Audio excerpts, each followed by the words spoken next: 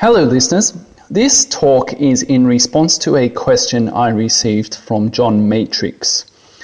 John Matrix is one of the commenters at my channel who also happens to live in Taiwan. So he asked me, I was wondering if you could do a video on your thoughts of the traditionalism upheld here in Taiwan and general conservative culture in daily society as compared to the progressivism found everywhere in the West nowadays. I'd really love to hear your thoughts on the subject, as it is something my friends and I discuss once in a while. Thanks for the question, John Matrix. In this talk, I'm going to do two things. Firstly, I'm going to discuss ways in which Taiwanese culture is conservative and why. But I'm also going to discuss ways in which Taiwanese culture is not conservative and why. And it's actually my contention that Taiwanese culture is not really that conservative once you examine things a little bit more closely. But first, let me get into the ways in which it is conservative. There are lots of different ways, and I'm not going to mention them all or even go into too much depth, because there are probably too many for me to cover, many of which I've probably also forgotten. But I'll just list a few. So, in an obvious way, people in Taiwan are generally more respectful and have more reverence for old people, for parents, for teachers, for monks, and so on. That's actually quite common, and it's quite apparent in daily life that people have that kind of respect. There is also a far greater level of reverence in many ways for other old things other than people. Not all old things, of course. People here are very obsessed with the language and its written form.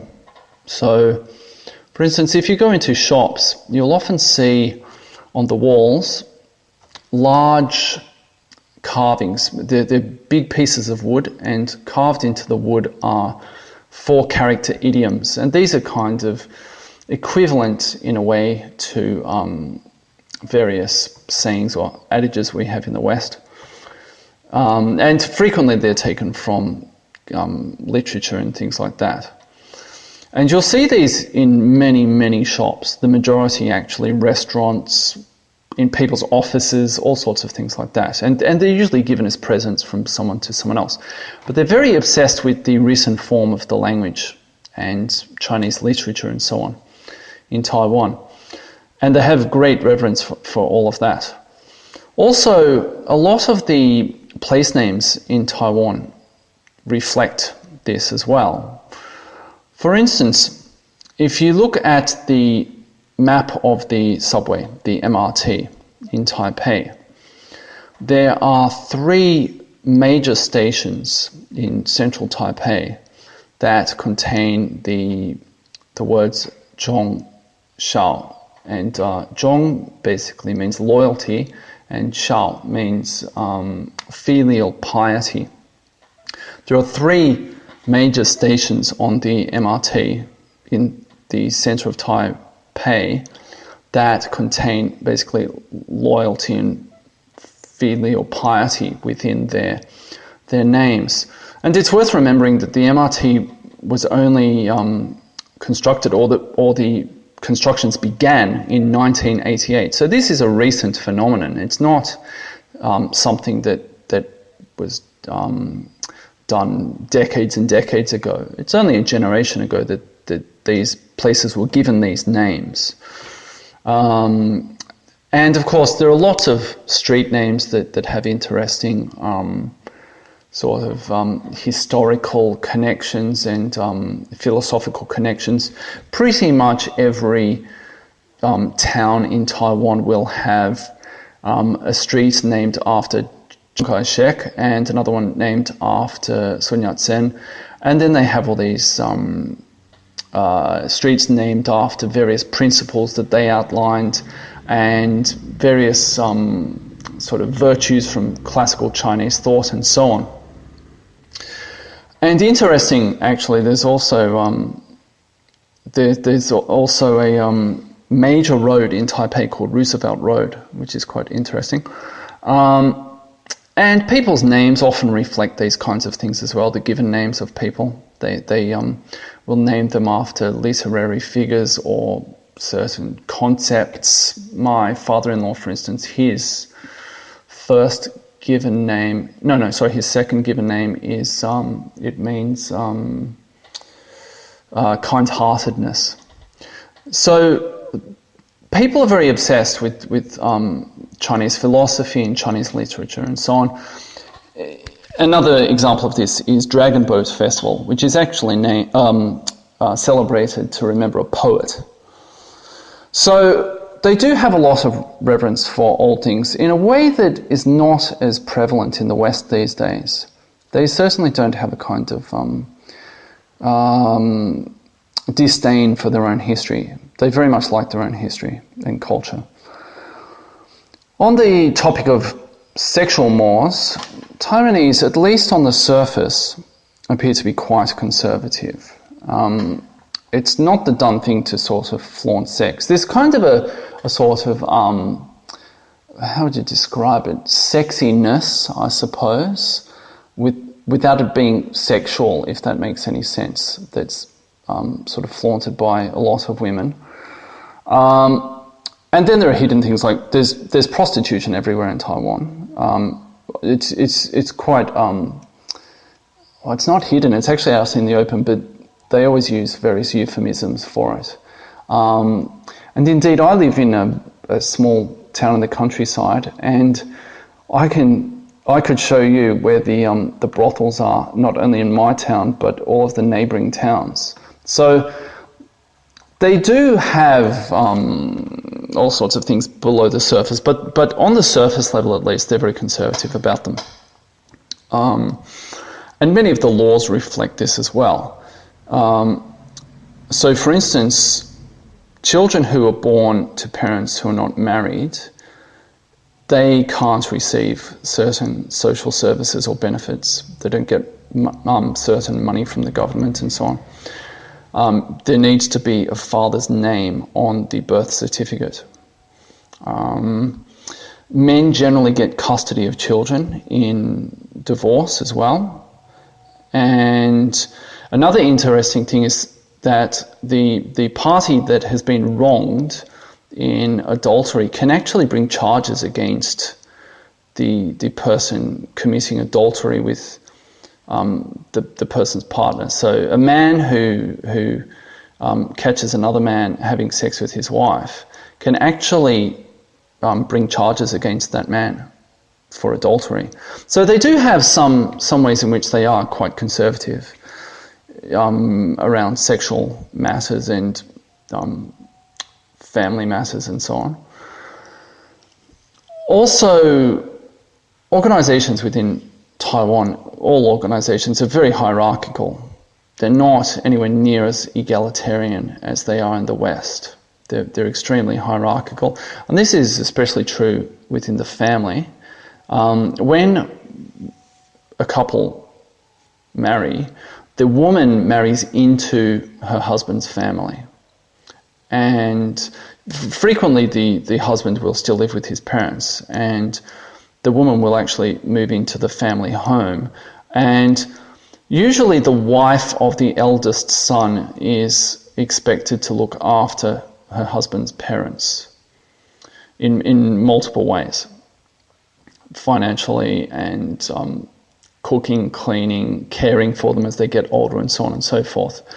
So I suppose that definitely counts as being quite conservative and traditional.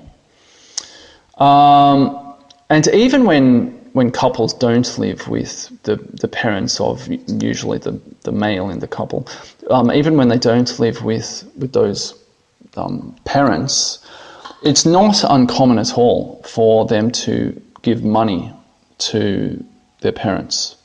And that's especially true of people who are single. It's quite common for them to still give money to their parents and look after them in their old age.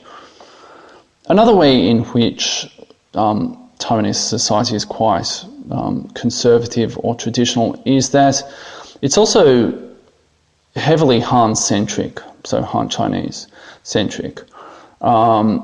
There are lots of people from other places, most notably Southeast Asia, but although there are an increasing number of services and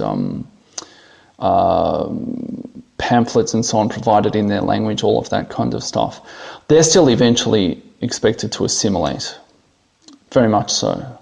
So that's another way in which Taiwanese society is quite conservative. And there are also some traditions that are sort of somewhat unsavoury that are still very much part of Taiwanese society. So corruption, various ties between organised crime and politicians in some parts of Taiwan, particularly in the south and the east. And there are some sorts of injustices that occur as well that are very traditional in terms of how various groups are treated and so on and so forth. Now, why is this so? Why does Taiwan still retain these traditional or conservative values in many ways? Well, probably the largest difference between Taiwan and the West is the people who could be considered the seminal figures, the seminal philosophical figures. In the West, there are really two traditions. There's the Christian tradition, or the Judeo-Christian tradition even, if you like, and there's the Greek tradition. And probably the seminal figures, or the founding fathers in some ways, are Jesus Christ and Socrates. And both of those people rocked the boat, and they paid the price for it. Whereas the most important figure in Chinese culture is Confucius, and he was very much about not rocking the boat. He was very much about hierarchy and social harmony and everyone knowing their place so that everything would work well. And that really explains a large part of the difference between Taiwanese culture, or Chinese culture broadly, and the West.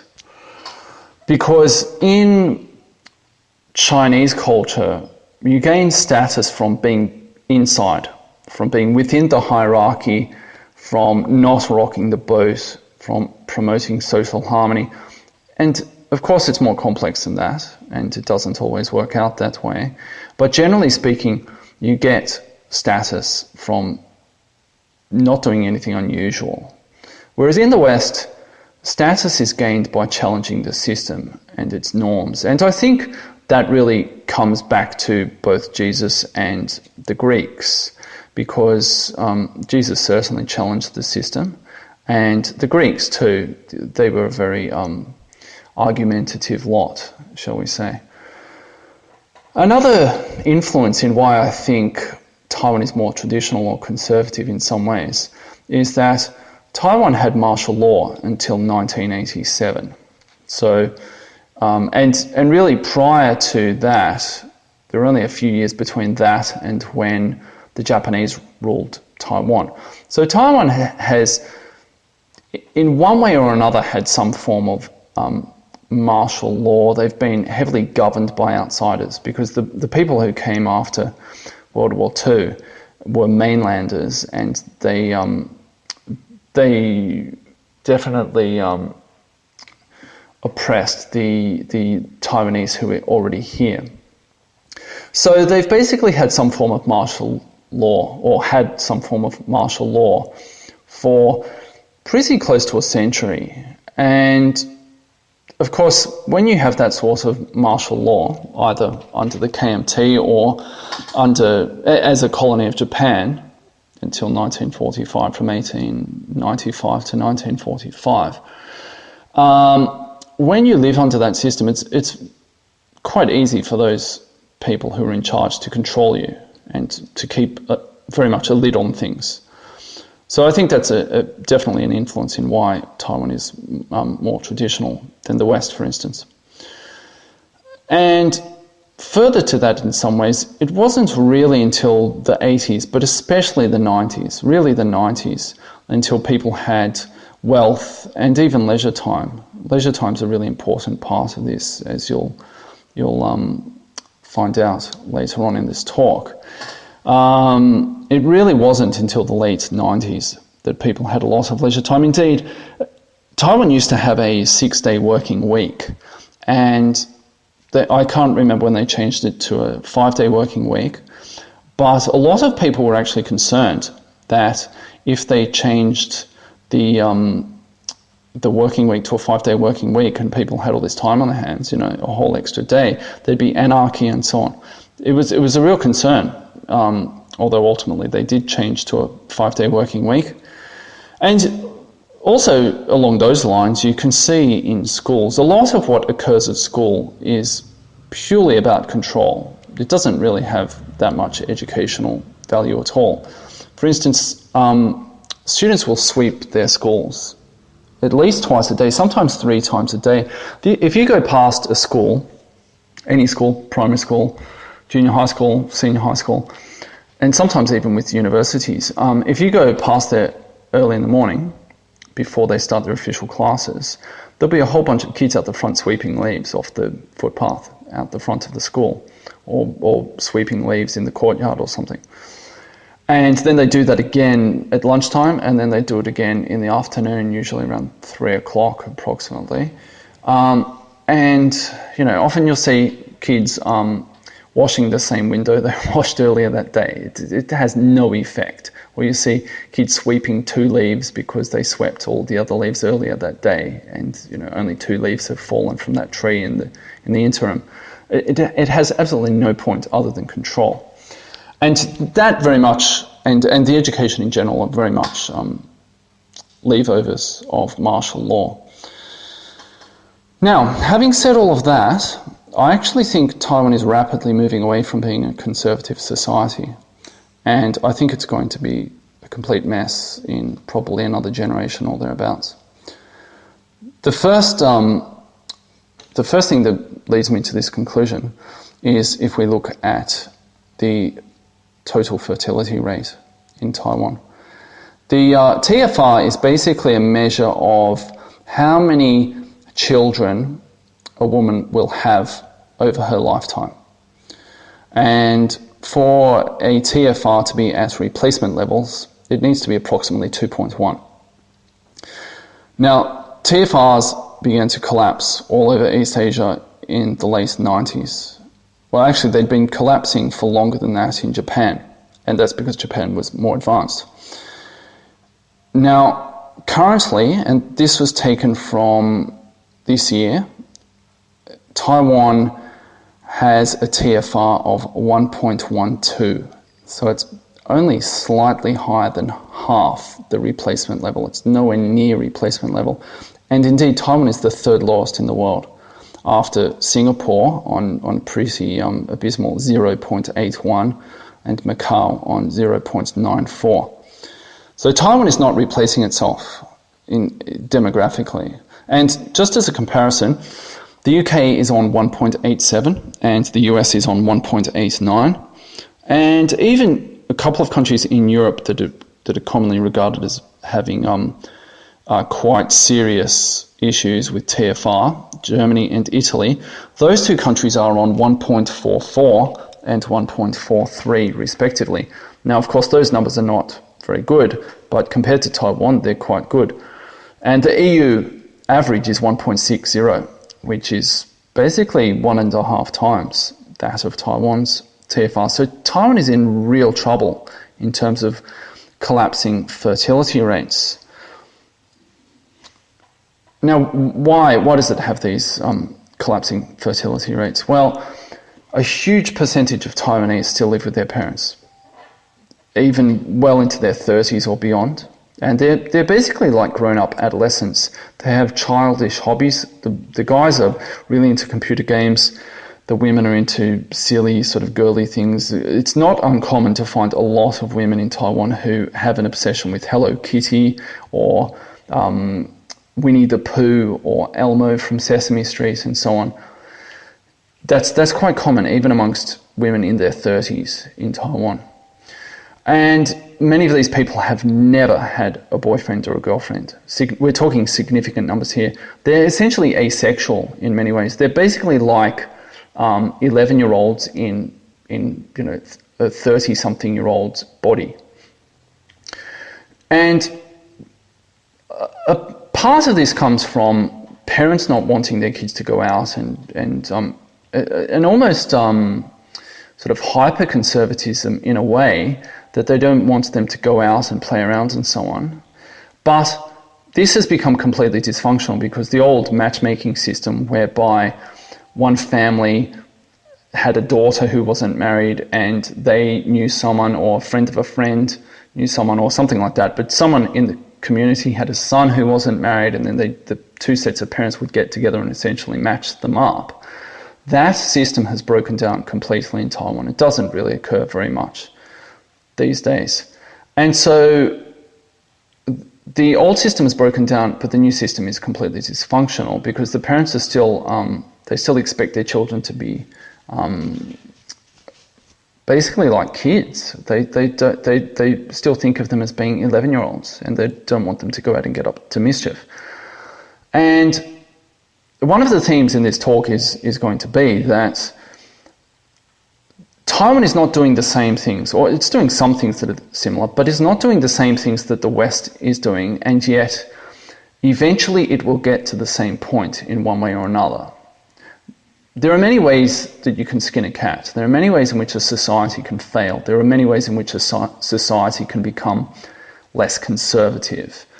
Two different societies do not have to follow the exact same path. And so whereas you might say in some ways the West has become hypersexualized, Taiwan has become somewhat asexual. And they're both going to arrive at the same point eventually. Because Taiwanese women don't have children. A whole lot of women in the West who are sleeping around and so on, they don't have children either, many of them. And they're both going to arrive at the same point. And I think these declining fertility rates are going to unleash all sorts of chaos into the system, with everything from the education system to the healthcare system. And some of these effects are really subtle. For instance, in many cases, parents are a lot more permissive with their children in terms of discipline and obesity with children, all sorts of stuff. You can see children are not raised in the same way as their parents were raised by their grandparents. And one of the interesting effects is that at some level parents are quite aware that it's very much a buyer's market. If they go out and they want their child to do a particular activity or go to a particular school, a particular after-school program, a cram school, they're very much aware that it's very much a buyer's market. There are lots of these places competing for a quite rapidly diminishing population of clientele. And so the parents are extremely picky, extremely pushy, extremely demanding, permissive, all of this sort of stuff. They're really lax with discipline, and if the people running the school punish their child or they try to discipline their child or something, the parents will be all over them for that, and they will criticize them and so on and so forth, make a lot of excuses for their kids and so on. I think actually child-rearing practices are becoming really dysfunctional in Taiwan because of this. And I think this is in many ways due to the sort of economics of the situation as well. Further to this whole issue of the sort of changing sexual mores, there seem to be disproportionate numbers of gays, but particularly lesbians here in Taiwan. I don't know what it is about lesbians, but there are massive numbers of them here. I mean, I'm not talking like 30% of the population, but whereas they're a couple of percent in the West, I think they're significantly higher than that here. 2 of my wife's 5 closest friends are lesbians. Not together, they're with other women, so that's 4 women altogether. But it's really common here. It's extremely common. And again, there's a slightly different spin on it here. In the West, a lot of homosexuality is very, the homosexuality is really in your face But here it's very understated. A lot of things in Taiwan are understated. They're often quite hidden, or they're very nuanced and so on. It doesn't matter whether someone is in your face or not in your face. The behaviour is still degenerate, it's still counterproductive and so on in the long run in terms of fertility levels and all of these sorts of things. And the point I'm getting to here is that you'll hear from Taiwanese, and you'll also hear from Westerners, Taiwan is a traditional society, it's very family-oriented and so on. And I really question how any society can be even remotely described as conservative or traditional or so on if it's failing to reproduce itself. How can children be considered to have filial piety for their parents if they're not even giving them grandchildren?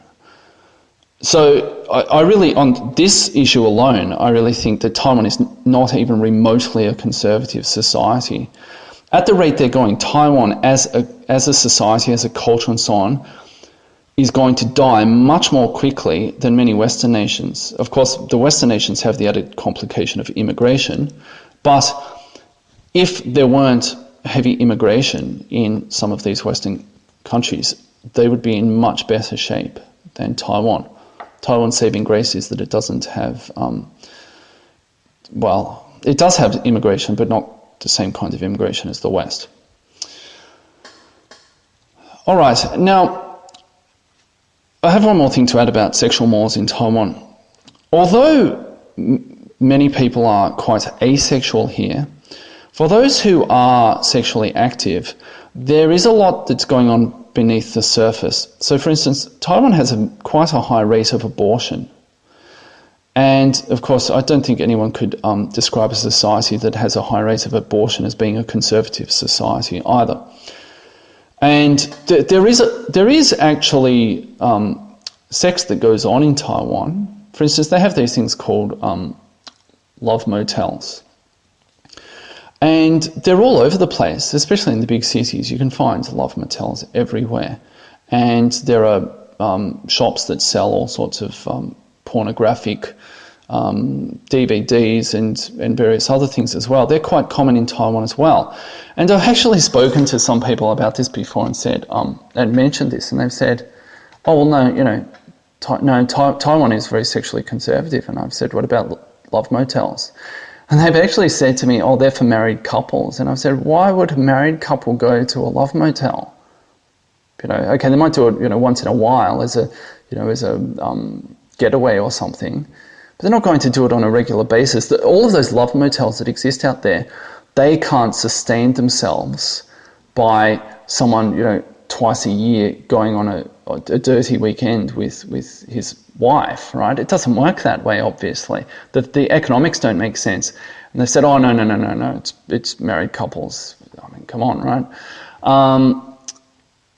Now, to move on to other matters. A lot of people might wonder to what extent the cathedral is getting its hooks into Taiwan. There is certainly some of that. I mean, the US has been involved in Taiwan basically since World War II, or since after World War II. And so there have been a lot of influences from the US here. They're often quite subtle in many ways. But nevertheless, I think young people in particular are really changing. They've very much bought into a lot of what's going on in the West currently, or has been going on recently in terms of social movements. And young people are quite progressive generally in Taiwan, much more so than their parents. There was a thing called the Sunflower Movement, which occurred last year, where a whole lot of university students occupied the parliament in Taiwan. Now, this was ostensibly over a free trade deal between Taiwan and China, and the way it had sort of been rammed through, and they were unhappy with that. But as is always the case with these things, they never stick to just that one thing, and they always sort of get into other things as well. And this seems to be an increasing issue with young people here. I wonder to what extent this is actually astroturfed by the US, or whether it's just Taiwanese young people observing the West, what's going on in the West, or even being in the West and then coming back to Taiwan and bringing certain ideas back. It's hard to say to what extent, because I'm sure there are a lot of people who are working for various organizations, whether the US government in one capacity or another, or some sort of NGOs, that sort of thing. It's always hard to tell who's doing what. But basically, when there's an NGO present, when there's a US embassy present, you can pretty much believe that there's some sort of shenanigans going on. And these kinds of so-called populist movements are being astroturfed to one extent or another. Now, acting as a countervailing force to that is that China may eventually rein all of this in if Taiwan becomes unified with China. And so these progressive politics and the US and so on may lose their influence here to a certain extent. I don't know, it's hard to say. And then there are other issues to do with the influence of Western academics. So for instance, the Taiwanese education system is actually changing at the moment. I think 1 or 2 years ago, they changed things so that the big exam, at least where I live, the part of Taiwan where I live, the big exam that students used to do at the end of junior high school, they no longer needed that to get into a senior high school. Previously, your score on your junior high school exam determined where you could go to senior high school. At least where I am now, they don't do that.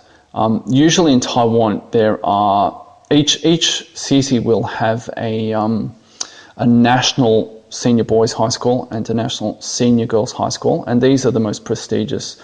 You have to get certain scores to get in. They're extremely competitive. Where I am, they changed that 1 or 2 years ago so that anyone who lives in this part of Taiwan could go to the National Senior Boys High School or the National Senior Girls High School. And there are other changes that are coming, moving away from the whole sort of rote memorization and that kind of stuff. And I'm sure a large part of that has been influenced by what's been going on within Western education over recent decades. That's just beginning to come to Taiwan now. And it will be interesting to see to what extent Taiwan manages to remain highly competitive, because Taiwan is one of the highest scoring nations in the world in terms of education. But it will be interesting to see what happens as the traditional system is changed here and whether Taiwan can maintain its position or not. Now, one way in which Taiwanese really do find themselves affected by the cathedral is that the Western media that's consumed in Taiwan, simply by the fact that it's Western media and pop culture and so on, is cathedral owned and run, and it's degenerate. Everything from the movies they get to music and so on and so forth. And there's a big thing here with basketball and hip-hop culture, that whole sort of scene. It's a bit funny watching these Asian guys mimicking black guys who would scare them if they ran into them. But nevertheless, there's this sort of, as is happening with white people in the West as well, there's this sort of degenerate culture of the underclass, the ghetto underclass being pushed upon them, and that's what's cool. And that's happening in Taiwan as well. Or they find themselves interested in hipsters and that whole sort of scene, which is degenerate as well. But that's more for university students, though. So certainly the Western media and so on that they're getting is making Taiwan less conservative, I believe. All of those things are going to filter through, and they're beginning to filter through in terms of a whole lot of the mores that people have. It's far more common now for young Taiwanese to have tattoos. With people who are middle-aged or older, you'll never see them have tattoos unless they're involved in organised crime. They just never have tattoos. It's a real no-no.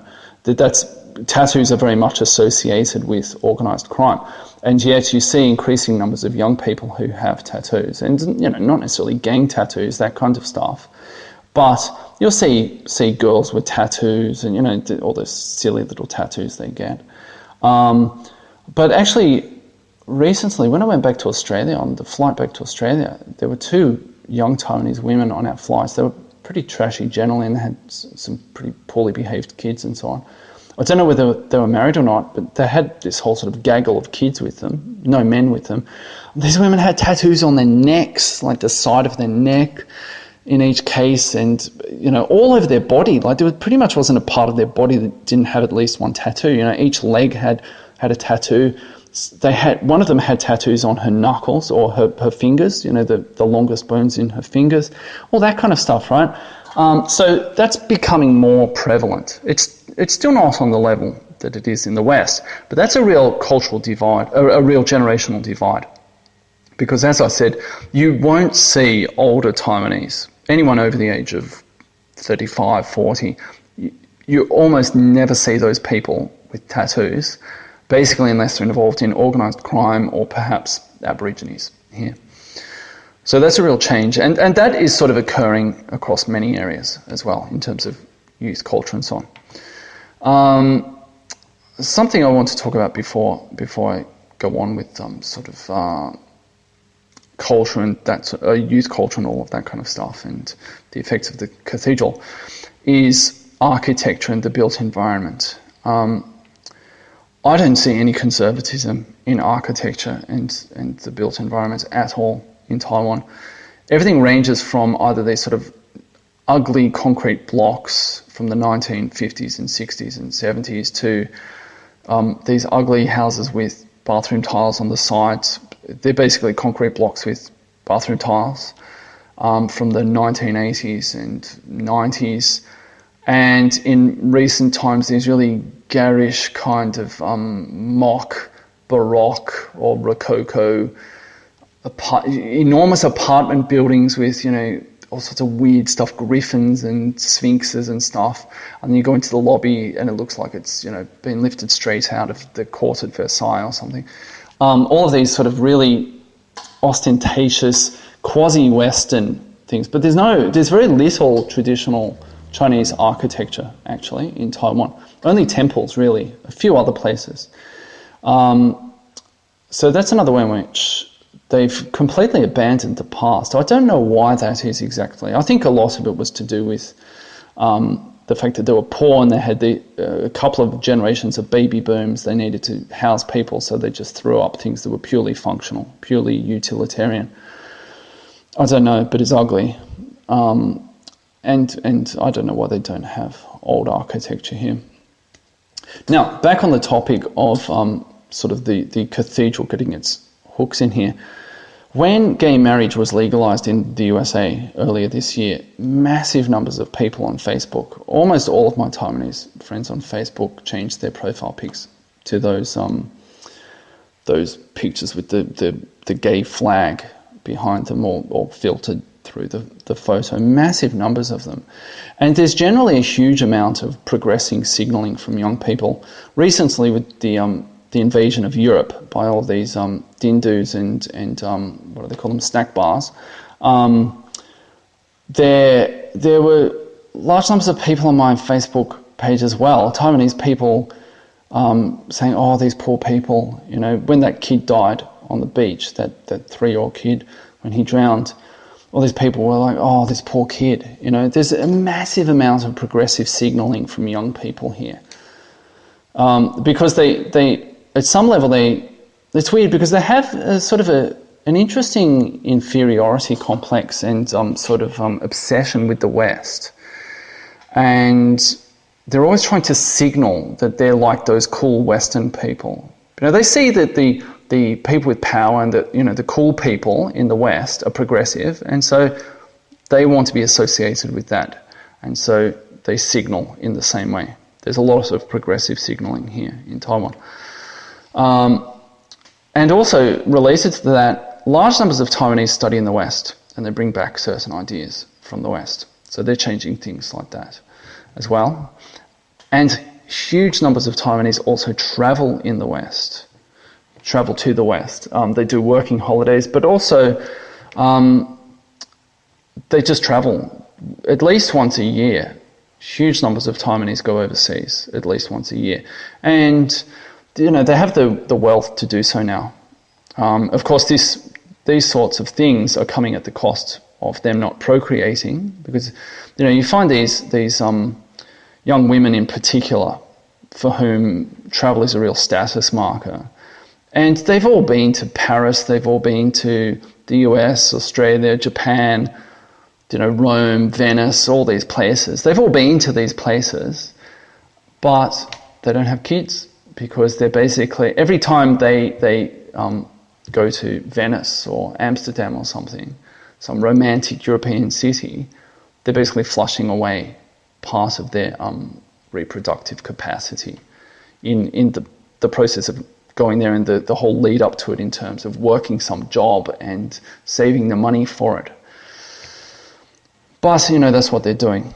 And in general, I find young women in Taiwan status signal unbelievably hard. They're on a par with lots of Western women who are just, you know, attention whoring on Facebook. You know, they've got to get the latest Me phone and, you know, take tons of selfies and, you know, tons of selfies of me with plates of food and selfies of me in front of the Eiffel Tower and upload that so lots of people like me on Facebook.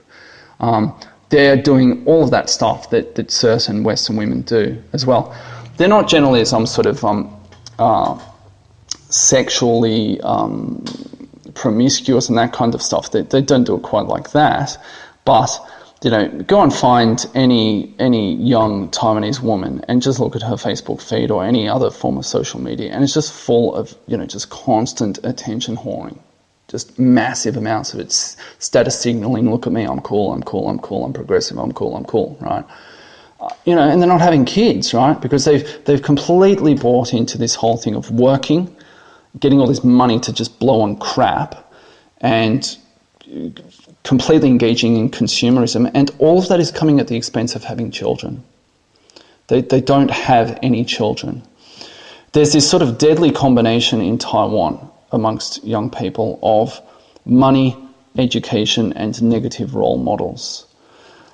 Now, why is this happening? Well, some of it is coming from the cathedral, there's no doubt, though not nearly as much as in the West. And they don't tend to have the really hardcore strains of it. I mean, that may be coming in a few decades, I don't know. They're maybe 20 or 30 years behind the West in some ways. They don't have really hardcore feminism to the same extent that the West does, and sort of really degenerate social practices that are shoved in everyone's faces and so on. They do get some of it, though. I think that it's a few things. One is that there's a tradition of education in Chinese culture. It goes back a really long way. And Taiwan after World War II was a very poor nation. It was on a par with sub-Saharan Africa in terms of GDP per capita. And of course, Taiwan now is a fairly developed country, and the way it did that was by heavily encouraging its populace to become educated and to work really hard. And in many ways that was admirable. I mean, that's what developed Taiwan from a third world basket case to quite a developed nation as a result. But there have been long-term effects, and there will be long-term effects, because in encouraging women to become highly educated and to go out and work really hard and so on, they have sort of opened Pandora's box, because the women aren't having children. And another issue also is that women always want to be with a man who is of higher status, who earns more money. The man's role is naturally to acquire resources.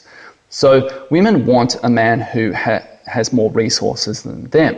Now, obviously, there are fewer men who are of higher status or who have more resources than women now, because young men and young women basically have more or less the same earning capacity, the same educational opportunities and so on.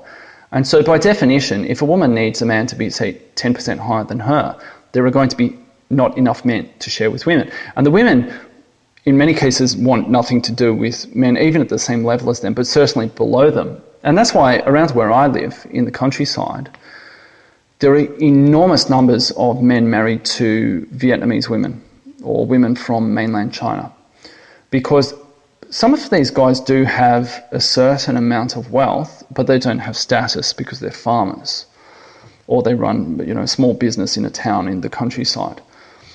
And Taiwanese women want nothing to do with them because they don't get status from marrying those men. And there's actually a similar phenomenon that is occurring in amongst blacks in the US, because women vastly outperform men, generally speaking, and so the available pool of men who are at a higher station than those women is really small. And it's a real problem for black women in the US because so many of their men are just completely dysfunctional. Well, that's happening here as well. And this trend of encouraging education, encouraging all these women to go out to work, especially when they live with their families, because often their parents will pay, these girls, they may give some of their money to their parents, but they still have a lot of disposable income. And they don't actually have to think about the necessities in life. They don't have to think about paying rent. They don't have to think about food, that kind of thing, in many cases.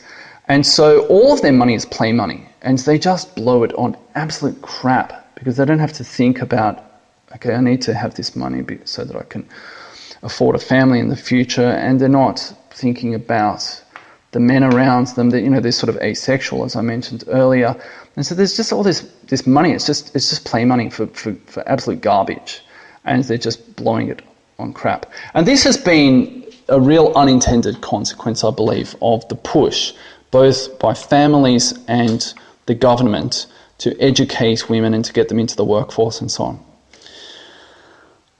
And along these lines, I feel as though Taiwan is really not conservative now, because a certain pleasure or comfort or status seeking has been elevated almost to a national virtue in Taiwan now, at the expense of things like family formation, childbirth, all of that kind of stuff. Now, why has that occurred? I think one of the main reasons, ironically, is the religion in Taiwan compared to the West. I think Taiwan has been particularly susceptible to these sort of modern ailments because of its lack of real religion. And what I mean by that is that there is religion in Taiwan, for sure, but I find the religion and the culture generally to sort of swing between being absurdly superstitious on the one hand or crassly materialistic. And what I mean by this is I've been to a lot of different religious buildings around the world. I've been to many different types of Christian churches, various Protestant churches, Catholic churches, Orthodox churches. I've been to mosques, I've been to Hindu temples, I've been to all sorts of different Buddhist temples and so on. And regardless of my personal feelings about each of those religions, there is very much something when you walk into a Gothic cathedral. There is very much something about walking into a Russian Orthodox church. There is very much something about walking into a mosque. There's a feeling you get, and it's partly to do with the architecture, it's partly to do with the artwork on the walls, it's partly to do with the atmosphere. Often it's quite quiet. It may be, the lighting may be subdued or diffused in some way, and so on and so forth. There's very much a feeling, even the way people talk and the noises they do make, whether it's music or chanting or something else, there's very much something that you feel when you walk into those places, that this is a different place. There's something about this place that is spiritual, for want of a better word. Whether you believe in that stuff or not, there's certainly the people who do have that feeling, and you sense that feeling from them, even if it's not real, whatever. You sense that from them. I don't sense that at all whenever I go to a Buddhist temple in Taiwan or a Taoist temple in Taiwan. It's completely aspiritual, actually. It's very strange. And so I think that That coupled with the fact that they're extremely materialistic in Taiwan, and their religion is extremely materialistic. It's all about praying for money. It's all about praying for wealth. And a lot of the sayings they have that at various festivals and so on are all basically about, I hope you're going to get filthy rich.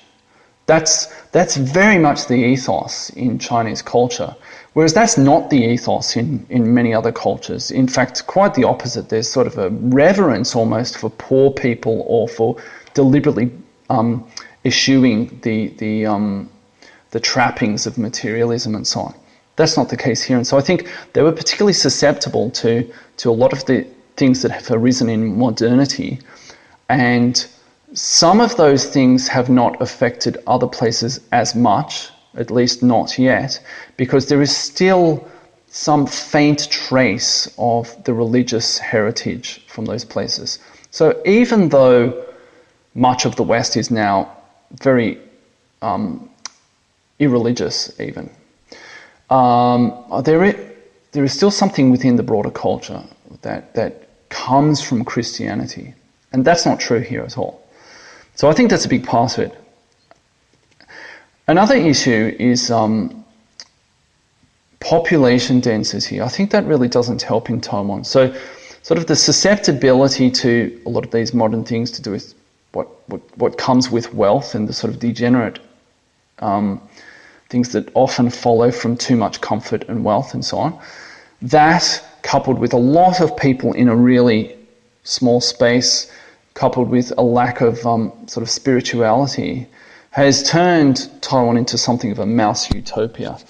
Some of you may be familiar with that term, mouse utopia. There was an experiment done in the 1970s where a man created a sort of a really large place where mice would live, and they were to be provided with as much food as they needed. So they had shelter, they had food, they had anything they needed. There were no predators, any of that sort of stuff. And he released 8 mice into this system initially.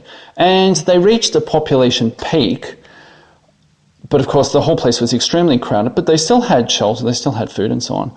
And what happened was, after that, the population went into complete collapse. It couldn't recover, and it went into a sort of an extinction level collapse.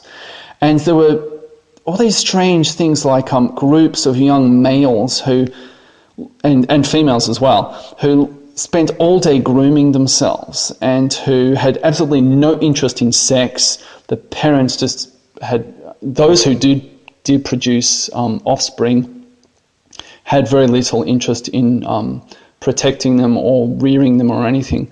And so the whole place went into this sort of there were real parallels between a lot of what I see in Taiwan, all these young people preening themselves constantly and, attention whoring on Facebook. They have everything they need, and they're just sort of completely abandoning everything else, everything that led their entire culture and civilization to that point. I really see Taiwan as quite a mouse utopia, and I think population density here really exacerbates that. There's something I still can't quite put my finger on about big cities, but I think big cities are really detrimental to the human condition, actually. Even if they're clean, modern, have lots of resources, perhaps even more so for those cities than cities that are sort of full of poor, dirty people. There's something about big cities, and Taiwan is very much like that. All right, so basically, I see the up-and-coming generations in Taiwan, people who are maybe under the age of 35 or under the age of 30, something like that. I see them as highly degenerate. Maybe not in the same way as Western millennials are degenerate, but still degenerate. And, I mean, there is overlap, but there is more than one way to skin a cat, as I said earlier. I mean, 2 other ways of thinking of this. You can die from 2 different diseases. Now, one of them may be really sort of ghastly to look at. People may be covered in all sorts of sores and bleeding openly and covered in pus and so on. They may be like that. Or they may just waste away. from cancer, and it may be hidden in many ways. But they still get to the same point eventually. Or another way, a less gruesome way to imagine this, is that you may take the scenic route through the mountains and valleys and all of that sort of stuff, by the coastline, along cliffs and all of that sort of stuff. You may just take a quiet route through the forest, but both of those routes may eventually lead to the same place. And I think that's what's happening in many ways with Taiwanese. Young Taiwanese are highly degenerate. They're not conservative at all. Just because they're doing it in different ways, some girl who has 4,000 photos of bowls of beef noodles on her Facebook page, or 4,000 photos of her pulling duck faces, that is just as destructive as some chick getting tattoos on her breasts and doing porn videos, right? They're both destructive, and the ultimate effects are going to be the same, I think. I think there are going to be huge social changes in Taiwan over the next 20 years. I think the demographic issue alone is going to completely crush the economy and social services. The healthcare system, the education system, many other systems in Taiwan are going to completely collapse because the demographics won't allow those systems to be funded anymore. Yes, at the same time, these up-and-coming generations will demand left-wing economic solutions. I think all of that's coming. It's already here a little bit. As in the West, with a lot of millennials who will bitch and moan about the lack of opportunities and inequality and all of this stuff. I mean, all these people saying inequality, inequality, inequality, what white privilege, rah, rah, rah, all this nonsense that they go on with. I mean, they're all massive consumers. They're all, buying the latest Me phone so they can attention whore on Facebook about what good people they are. That's all beginning to come through here. And that sunflower protest last year was just the tip of the spear with all of that. I think there's going to be somewhat of a socialist inclination in terms of economics that will come in Taiwan over the next 20 years. Another big issue is immigration, is what's going to happen, because they're going to have to solve all of these things one way or another. I think it's unlikely that there will be a massive uptick in the number of births, and of course people will still want their social services and so on. So they're going to have to bring people in here. And currently 25% of children are born to one foreign parent. And that usually means a Southeast Asian mother or a mainland Chinese mother. But many of these other countries are also rapidly approaching the same point, if they haven't already. And where is Taiwan going to get immigrants from if it does really go fully fledged in terms of immigration? And will those people always assimilate? Those are big questions. I hope that Taiwan doesn't make the same mistakes that many Western countries have made there. But I think that's on the cards. It's already starting to occur.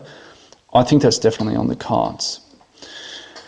And the cathedral is going to hasten all of these issues, because the cathedral does have its claws in here. And as I said, a lot of Taiwanese go to the West either to travel or study and bring back ideas from the West. The cathedral is going to hasten these issues, though it doesn't need to in some ways, because Taiwan is quite capable of committing suicide by itself. It's quite capable of destroying all of its traditional values. It's in the process of destroying its traditional values. Perhaps the only wild card in all of this that I can see is China. The Taiwanese don't want to be part of China. They want to trade with China and enjoy economic benefits of a close relationship with China, but they don't want to become part of China. Now, maybe they won't become part of China, maybe they will. If they become part of China, maybe some of these progressive ideas will be resisted. But having said that, a lot of the sort of mouse utopia, obsession with status and materialism and attention whoring on Facebook and so on, a lot of that kind of stuff is already in China. That's already part of the culture. So I'm not sure that China would be able to stop the whole mouse utopia thing from reaching its logical conclusion in Taiwan. So this is sort of at the end of my talk now. I believe that when you look at older people in Taiwan, yes, Taiwanese culture is still quite traditional, it's still quite conservative, but there's a massive generational divide. Once you look at people, certainly under the age of 30, maybe even a little bit older than that, 35, 40, depending on where you are, more so in the cities than the countryside, Taiwan is not conservative for younger people. It's getting to degeneracy and progressivism and so on in a different way to the West, but it's still getting there. So I hope this has been interesting, and I hope this has been a good response, or at least thought-provoking or something like that, to John Matrix. Thanks for listening.